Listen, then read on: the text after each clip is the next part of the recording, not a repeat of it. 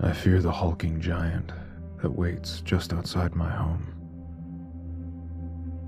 And I'm too afraid to even look up at him in his full size. He stands maybe 3, 4 stories tall, silently watching me, his silhouette a pitch black void against the starry night sky. At any moment, he could rip through this flimsy shelter I call home, like a dull knife through skin. So why doesn't he? Why doesn't he get it over with, instead of staring me down? Because he's waiting for me to go outside, so he may crush me and put me out of my misery. Giving in to him seems more and more appealing as time goes by. Because as much as he scares me, there are more of them out there. A lot more. Some smaller. Some even bigger. They're all around you too, and you know they are. I don't know how you can even ignore them. They're everywhere. If you look out your window right now, you can see one, if you're lucky. Dozens of them, if you're unlucky. You might even have a few lining your driveway. You might even have a tire swing hanging off of one. My name is Dr. Adam Collier, and I am afraid of trees. You can laugh. You can find it unusual. But I promise you that by the time I am done telling you my story, you will fear them as much as I do.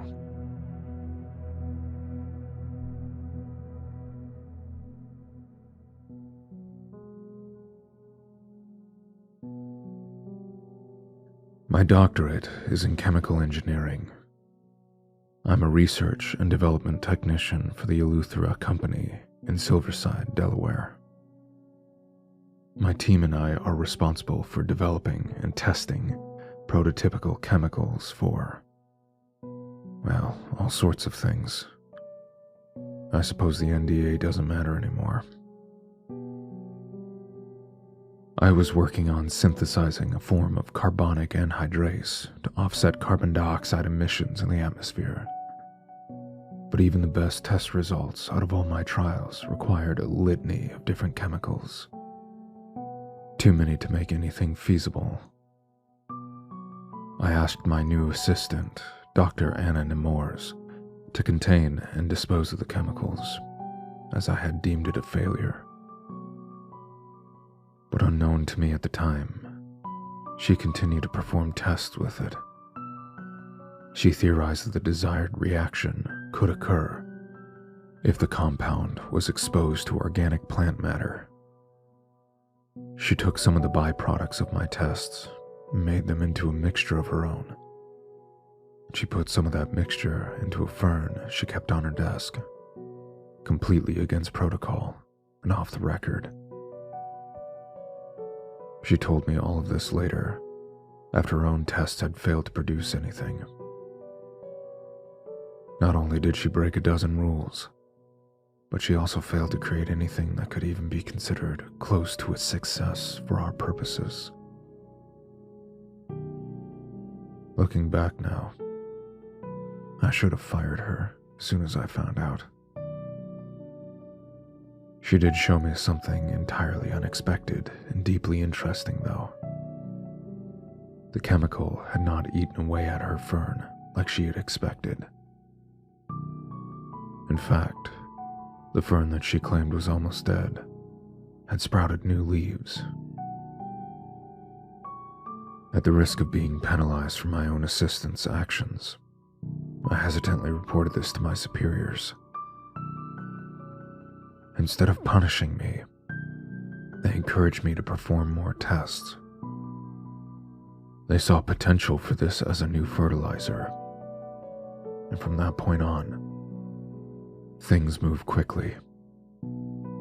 Our entire team ran more tests on the original compound I had made. It turns out the chemical was more than just a decent fertilizer. We saw a 2% increase in the rate of construction of plant cells. Once my team published our findings, funding started flooding in from all over. Government agencies, farming corporations, and agrochemical powerhouses were all chomping at the bit. Our findings could have impacted food shortages or helped places that couldn't regularly grow crops. It wasn't too much of a stretch to say that our research could have solved world hunger. With all the funding and more than enough manpower thrown at this, we pressed on to the prototype development phase. Everything seemed fine. There were no issues and no downsides. We further engineered the chemical to make the affected plants drought and frost resistant as well. We even devised a means of controlled distribution. 2 dizzying months later, we conducted the first test on outdoor crops.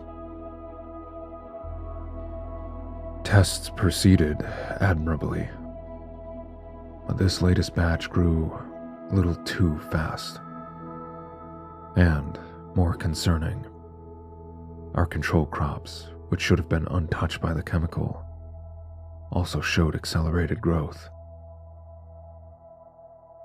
We determined that the test plants themselves were producing their own version of the chemicals, which must have spread to the control crops by being carried on the wind. Or perhaps it had penetrated deep into the soil. Maybe some of the bees had carried it across the fields. We weren't exactly sure.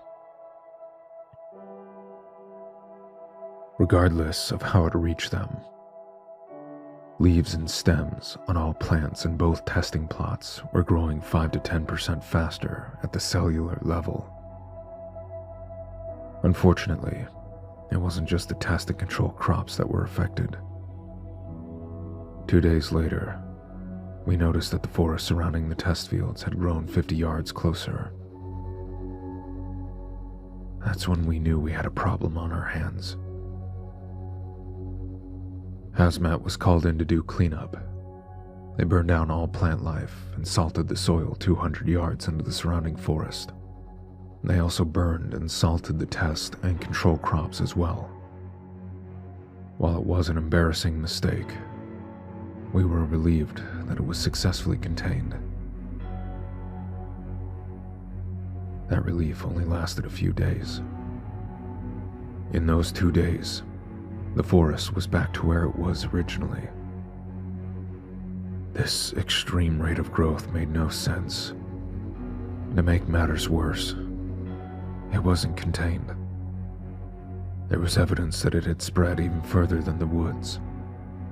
Faster growth meant more dispersal of plant matter, which potentially meant more plants were getting tainted with the chemical. Hazmat was called in again. This time, the damage was too widespread. Within days, plants all around Brandmar County showed signs of hyperreactive growth. On my morning drive to work, the same blind turn that I had taken dozens of times before was blocked by a giant branch that would have surely killed me if I had not stopped in time. The branch wasn't there the day before, and I'm sure of it. The next day, that road was closed. In just a few short days, there were reports of major roads being swallowed up entirely by greenery as far as 15 miles from our testing site. And it was still spreading. But we didn't know how. We think the wind must have picked up the pollen, or leaves, or seeds of the tainted plants and carried them all over the state, maybe even further. My company called in an emergency response force the size of a small army. They burnt and salted as much greenery as they could, not leaving anything to chance. Hundreds of trained professionals managed to control fire. The company's ties to the outbreak still hadn't reached the public.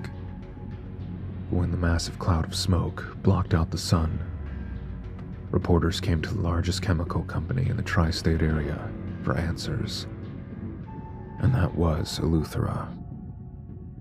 Some news outlets claim the extreme overgrowth was a result of a bioweapon test gone wrong or an intentional act of domestic terrorism. Some even reported that it was a sign of the end times. Panic spread across the nation, and so did the chemical. The first reports of accelerated growth in the redwood forest on the west coast came out in just 2 short weeks. We didn't know enough about it. Nobody did.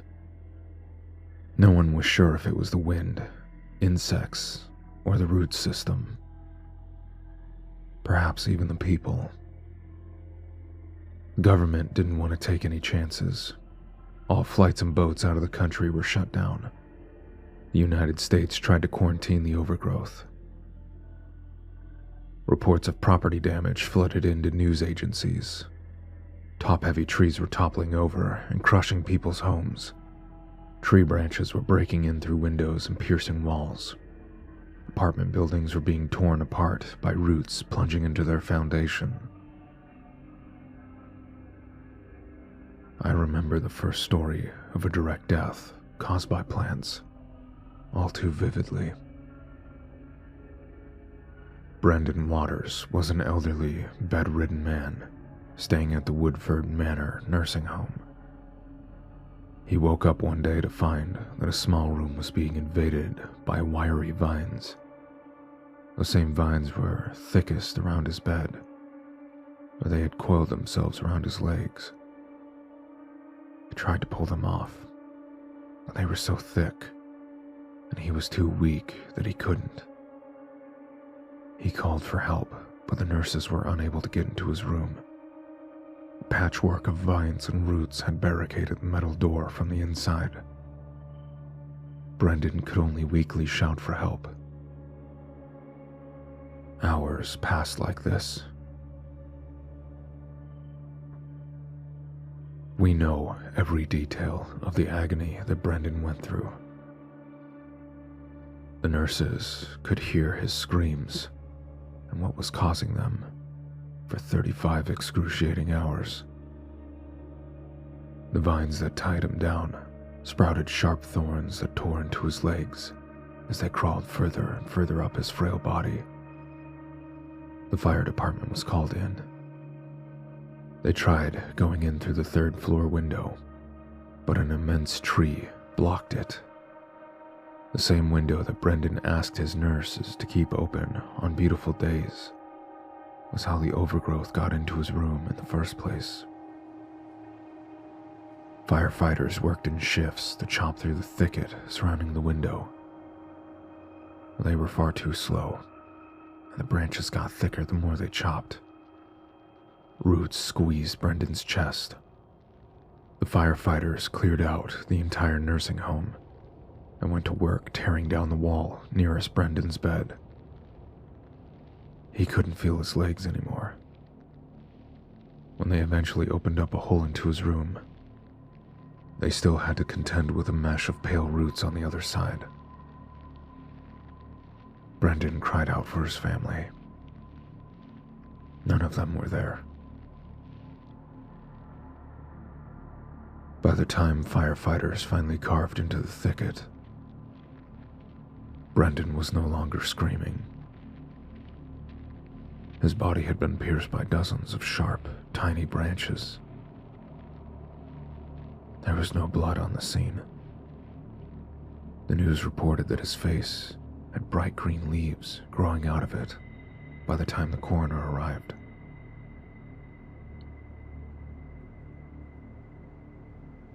That report came out a month ago. Many more have suffered the same fate since. The country fully succumbed to panic. Many attempted to burn the aggressive forest down themselves. Gasoline became more useful for starting fires than it was for cars.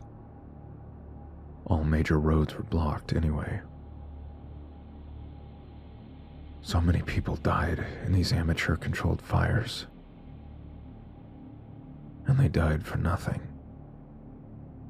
The plants just grew back, even faster. It wasn't just people that were falling victim to the overgrowth. Greedy tree limbs grabbed power lines, causing outages everywhere. Communications eventually went dark, too. Thirsty roots pierced the water pipes, and they soon went dry. The overgrowth took so much. Too many people have listened to the screams of their loved ones, slowly being strangled by bright green leaves. And all they could do was abandon them, or join them. People tried to retreat to deserts, but even those showed more and more signs of the overgrowth. I don't know what the death count is at now, and I don't want to know. I was shipped off to an Antarctic research station by the US government a few days before the borders were closed. My team and I were working on modifying the original chemical, attempting to turn it into a herbicide. They even flew in Dr. Nemours, too. It was clear that she was in way over her head. I should have fired her. Our team wasn't sure if the overgrowth had reached anywhere outside of North America by that point. We hoped it hadn't, but a French scientist that the United Nations flew in confirmed what we had all feared. The overgrowth was able to cross the ocean. Her and her team traced the chemical to algae that had made its way to their shore via fish. Disturbing questions spread throughout our makeshift research team. If fish could carry the chemical all the way from North America to Europe, how long before it made its way to other continents? How long before it made its way here? These international scientists provided invaluable information for our research. We saw some debatably hopeful results, but they were coming much too slow. We were all desperately fighting the nagging fear that we were much too late. But as the foremost experts on the chemical, if we couldn't figure out how to stop the overgrowth, who could? One day, I overheard the guards talking about the Antarctic coast having a green shore that wasn't there before, climbing up the ice walls of the glaciers. The research team and I tried to ignore these reports, hoping they weren't true. We had to ignore them and focus on getting the herbicide to work as fast as possible. But hastiness is what got us into this mess in the first place. We ignored the guards. We ignored the fact that they started carrying flamethrowers. We ignored the way their numbers gradually decreased. We ignored the green fuzz cresting over the mountainside and how it crept closer each day. We ignored the streaks of green in the snow that appeared in our footprints as we made our way from our quarters to the lab. Dr. Nemours didn't come into the lab one day, even though we couldn't afford days off. I had to ignore the thick teal moss that covered her like a blanket when I went to check in on her quarters. I should have fired her. Less of my team showed up to work as days went on. They might have felt this plan wasn't going to work and decided to go out on their own terms. I had to ignore the splotchy moss that covered their quarters, and how it might have meant that they didn't go willingly at all. I have to ignore all of these things and focus on my work. Because if I don't, there is one thing that I can't ignore, and it's standing about 60 feet away from me. Is it closer than it was yesterday? I first saw it as I was walking in the hall. I passed a window and saw a sharp green antenna poking out of the snow. I didn't think algae could form structures like that. A few hours later, I saw what I could only describe as leaves form on its ends like lopsided veins. This was surely a new kind of plant life that has never existed before. I would be interested if the circumstances were different, if there was anyone besides me around to see it. But it looms out there, silently watching me, standing 3, maybe 4 stories tall, waiting for me to go outside so it can put me out of my misery. Silently watching me. Its blue-green skin, a vulgar wound against the pure white snow. It waits just outside these walls, and I think it's getting closer.